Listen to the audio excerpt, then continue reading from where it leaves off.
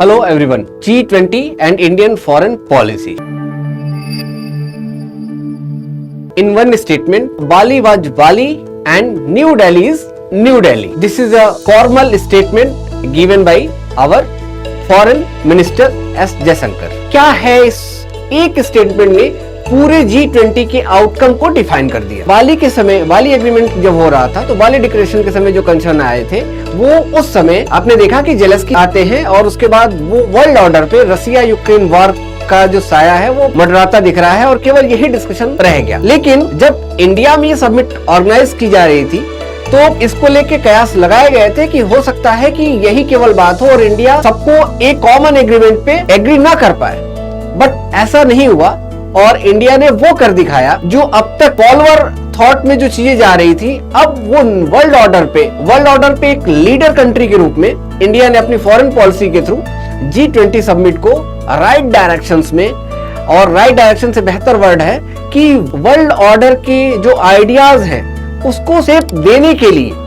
Design किया और उसको G20 समिट को एज ए लॉन्च पैड की तरह यूज किया। इससे पहले इंडियन फॉरेन पॉलिसी जो चलती थी वो बेसिकली रिएक्शनरी अप्रोच की थी कि कुछ वर्ल्ड ऑर्डर में होता है जहां बाइपोलर वर्ल्ड के कॉन्सेप्ट में चीजें चल रही होती हैं और उसके अगेंस्ट में इंडिया नेम को एस्टेब्लिश करता है, नेम के ऑर्गेनाइजेशन, नेम को जो समिट है वो ऑर्गेनाइज करता है, उनको होस्ट करता है और इस तरीके से चीजें चल रही थी। लेकिन पिछले कुछ सालों से इंडियन फॉरेन पॉलिसी के अंदर एक चेंज देखने को मिलता है और Indian foreign policy world order की पॉलिसीज को शेप देने का वर्क कर रही है और G20 में ये एक तरीके से ओपन वे में शो किया गया। यूपीएससी आपसे क्वेश्चन पूछ सकती है और आपको इस तरीके के सारे डायमेंशंस कवर करने होंगे, इसीलिए आज का जो डिस्कशन है वो यही है हमारा कि G20 और इंडियन फॉरेन पॉलिसी में क्या चेंजेस दिए और G20 समिट का जो आउटकम है वो क्या है। देखिए, आउटकम आपको बहुत जगह पढ़ने को मिल जाएगा, बहुत बेसिक चीजें हैं लेकिन इनके मायने बहुत बड़े हैं, इनकी रिलेवेंस बहुत ही ज्यादा है क्योंकि ये आगे आप हमारे फ्यूचर को डिसाइड कर रहे हैं। मल्टीपोलर वर्ल्ड का जो कॉन्सेप्ट है वो पूरी तरीके से दिख रहा है। वैसे भी अगर पावर सेंट्रलाइज वे में रहेगी तो क्या होगा कि मोनोपोली चलती है, लेकिन अगर पावर डिसेंट्रलाइज हो जाए तो लोगों की मोनोपोली नहीं चलती। आप देखिए, इतनी मूवीज बनी, इतने वेब सीरीज बने, इतनी बुक्स लिखी गई कि वर्ल्ड ऑर्डर में किस तरीके से दो कंट्री ने अपनी मोनोपोली चलाने के लिए कई लेवल की कॉन्स्पिरेसी की, कई तरीके की इंटेलिजेंस का यूज किया गया अपने काम को, अपनी बात को मनवाने के लिए। मेनी टाइप ऑफ वॉर आपको देखने को मिलेंगे, तो ये सारी चीजें आपको मिलेंगी। लेकिन अगर ये डिसेंट्रलाइज हो या मल्टीपोलर का कॉन्सेप्ट अगर हो तो वो चीजें नहीं हो पाएगी। अभी इस समय मल्टीपोलर के कॉन्सेप्ट को देखें, यूएसए वर्सेस चाइना का कॉन्सेप्ट आप देखिए, यूएसए को बार बार काउंटर कर रहा है चाइना, यूरोपीय यूनियन अगेंस्ट है रसिया के और रसिया अगेंस्ट है यूरोपीय यूनियन के।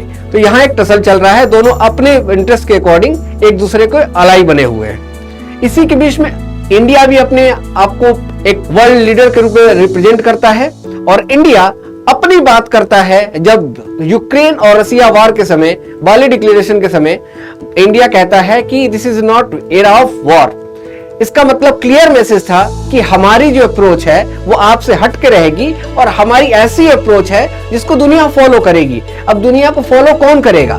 वैसी अप्रोच जिसमें सबके लिए कुछ हो और जो समय के बियॉन्ड देख सकता हो। This is the main quality of your leadership. और जो कंट्री इसको कर जाता है, इसके साथ उसकी कैपेबिलिटीज भी होनी चाहिए। जैसे अब इस समय इंडिया डिफेंस वाइज भी देख लीजिए, इकोनॉमी वाइज भी देख लीजिए, तो एक आपको एक पावरफुल कंट्री के रूप में उभरता हुआ दिख रहा है। अब यहाँ एक बात ये भी कही जा रही थी कि जो चाइना है, चाहे शी जिनपिंग नहीं आए तो वो शी जिनपिंग नहीं आए, लेकिन इसके मायने क्या थे? वर्ल्ड ऑर्डर पे ये कहा जा रहा था कि शी जिनपिंग ये चाहते हैं कि वो अपनी मोनोपोली चलाएं, अपनी। उसके आगे की बात है, उसके आगे की बात क्या है कि देखिए, अभी इंडिया ने जो हमारा थर्ड डिक्लेरेशन आया कि हम India middle east Europe USA corridor हम बनाएंगे। अब इस कॉरिडोर के मायने कैसे इंपॉर्टेंट हो जाते हैं ये देख लीजिए। अगर ये आपको समझ में आ गया तो आपको समझ में आ जाएगा कि चाइना के शी जिनपिंग इंडिया क्यों नहीं आया, उन्होंने अपने शेरपा को कौन भेजा, क्यों भेजा। अब शेरपा कौन होते हैं एक बार ये भी जान जाइए। शेरपा वो पर्सन होते हैं जो निगोशिएट कर रहे होते हैं कि जो डिक्लेरेशन होगी, जो सबमिट होगी, उसमें हमारी बातों को किस तरीके से रखा जाएगा और आपकी बातें क्या क्या होंगी, किन बातों को म्यूचुअली एग्री किया जाएगा, किस बात पे डिसएग्री किया जाएगा। This is the word of Sherpa. Sherpa basically जो माउंटेन्स के ऊपर जो चढ़ाई करते हैं, इनके लिए यूज किया जाता है और इनके लिए जो आपकी मदद करता है, उनका वहां से इस वर्ड को लिया गया है, शेरपा को। अमिताभ कांत जो G20 में इंडिया के शेरपा थे, इन्हीं की देखरेख में ये पूरा डिक्लेरेशन हुआ और ऐसा डिक्लेरेशन बना कि सबने फुली सहमति दी, पूरी तरीके से एग्री कर गए, सारी जितने भी बातें आई और एग्री तो किए ही किए। साथ में उन्होंने चाइना की डोमिनेशन वाले कॉन्सेप्ट को भी एक तरीके से साइड कर दिया और इंडियन लीडरशिप को वर्ल्ड ऑर्डर के ऊपर दिखा दिया। देखिए 2-3 मेजर इन्होंने वर्क किया। पहला ही अफ्रीकन यूनियन को G20 का पार्टनर बना के, मेंबर बना के। इसके फायदे क्या है? वर्ल्ड ऑर्डर में अभी भी ना जो इंडिया का नाम है वो इस तरीके का है कि एक इंडिया ऐसी कंट्री है जो अपनी सॉफ्ट एंड हार्ड पावर का मैक्सिमम यूज दुनिया के हित के लिए करती है, ह्यूमैनिटेरियन बैकग्राउंड के लिए करती है, ह्यूमैनिटेरियन वर्क के लिए करती है, ना कि केवल और केवल अपने लिए सोच के करती है। और इसी वजह से जहां चाइना की डोमिनेशन वर्ल्ड ऑर्डर में है, लेकिन इंडिया की रिस्पेक्ट है वर्ल्ड ऑर्डर में।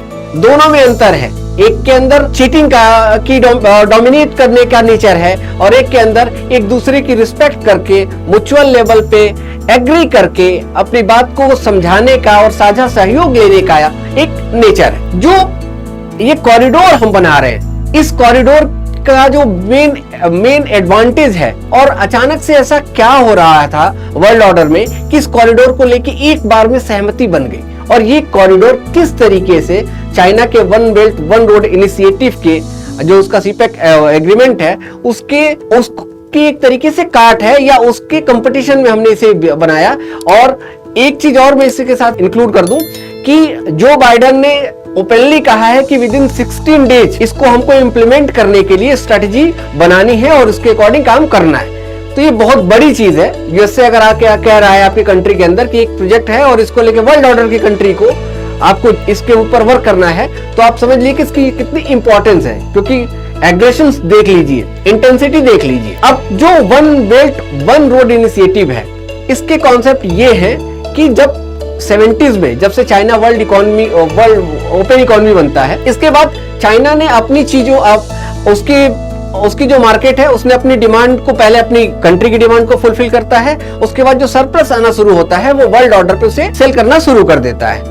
धीरे धीरे क्या करता है कि पूरे वर्ल्ड ऑर्डर में जो वेस्टर्न कंट्रीज हैं वो चाइनीज मार्केट से एक तरीके से वो डंप होनी शुरू हो जाती है। इसके बाद 2008 का रिसेशन शुरू हो जाता है और इस रिसेशन के बाद यूएसए के अंदर सब प्राइम रिसेशन आपको देखने को मिलेगा और 2013-14 का जो टाइम आएगा वो आपको यूरो जोन का रिसेशन आपको देखने को मिलेगा। ये दोनों रिसेशंस ने ये दिखा दिया कि जो चाइनीज गुड्स है उन्होंने मार्केट को इस तरीके से कैप्चर किया हुआ है कि आपकी जो डिमांड है उससे ज्यादा वो सरप्लस कर रहे हैं, तो वो सप्लाई डंप हो रही है। और जब ये चीजें चाइना को दिखी तो चाइना ने एक नई पॉलिसी जनरेट की और उसने कहा कि 2014 में वन रोड वन इनिशिएटिव का जो कॉन्सेप्ट लेके आता है, चाइना की जो पॉलिसी आती है और जो BRI का जो कॉन्सेप्ट आता है, इसके अंदर चाइना ने पूरे वर्ल्ड में एक रूट बनाने के कॉन्सेप्ट को रखा और उसको उसने अपने एंशिएंट टाइम से जोड़ दिया। कहा कि ये हमारी जो कि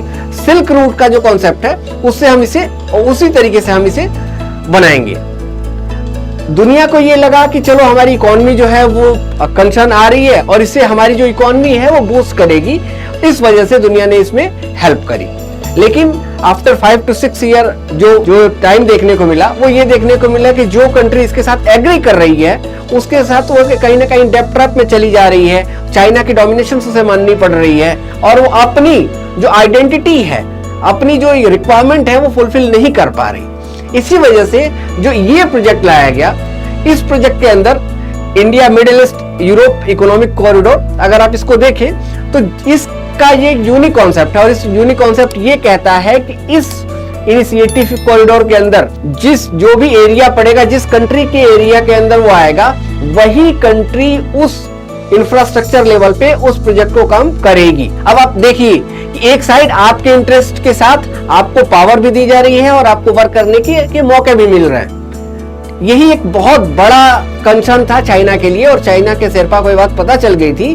तो चाइना के शेरपा बेसिकली ये चीज नहीं चाहते थे, और इसी वजह से चाइना के शी जिनपिंग इंडिया नहीं आते हैं। तो आपको समझ में आया कि किस तरीके से मिडिल ईस्ट का जो ये कॉन्सेप्ट, जो ये इंडिया यूरोप का जो यूएसए कॉरिडोर जो बनेगा, इसका एडवांटेज आपको देखने को मिलेगा।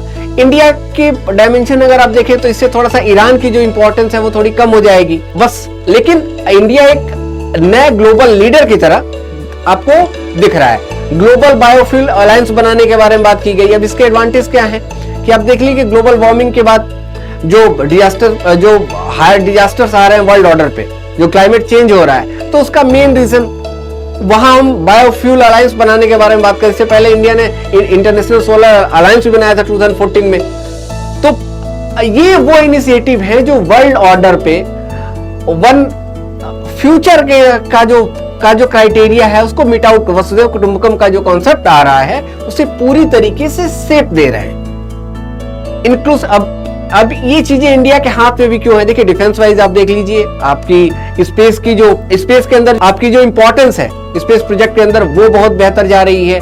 आपकी इकोनॉमिक पावर के, अब यूपीआई इंडिया यूपीआई को भी प्रमोट कर रहा है। तो इंडिया अपनी चीजों को इस तरीके से प्रेजेंट कर रहा है कि वर्ल्ड ऑर्डर की डिमांड को फुलफिल कर पाएगा, और साथ में सबको फुली रिस्पेक्ट के साथ उनकी चीजों को भी वो दे पाएगा, उनकी अपनी आइडेंटिटी को भी बचा पाएगा। इस वजह से जो इंडिया की डोमिनेशन है वो continue day by day basis पे बढ़ती जा रही है, और मल्टीलेटरल वर्ल्ड का जो कॉन्सेप्ट है वो पूरी तरीके से आपको देखने को मिल रहा है। तो ये ओवरऑल डिस्कशन था कि G20 और इंडियन फॉरेन पॉलिसीज के जो डायमेंशन है वो कितने वाइडर होते चले गए। इसमें बहुत ढेर सारी चीजें आएंगी कि आपको बहुत ढेर सारे आर्टिकल भी आप कंटिन्यू न्यूज़पेपर में देखने को मिलेगा। कोई ये बताएगा कि मैन्युफैक्चरिंग इससे बूस्ट होगी, तो अब इसके जितने डायमेंशन होंगे वो कंटिन्यू आते चले जाएंगे। लेकिन जो मैंने आपको पूरी बातें बता दी कि ये जो कॉरिडोर है और G20 का जो आउटकम है वो कितना बड़ा है कि अब इंडिया वर्ल्ड ऑर्डर के किसी भी प्रोग्राम को होस्ट करने का जो चैलेंज था उसने एक्सेप्ट किया, सक्सेसफुल तरीके से उसे करके भी दिखाया, और अपने वर्ल्ड लीडरशिप को का भी एक डेमो दिया। बात आ रही है कि इंडिया को जो सिक्योरिटी काउंसिल के परमानेंट मेंबर हैं उनमें उनकी प्लेस मिले। तो देखेंगे ये आगे चीजें कैसे आएंगी, और तब तक के लिए जुड़े रहिए, पढ़ते रहिए और सेफ रहिए। Thank you so much.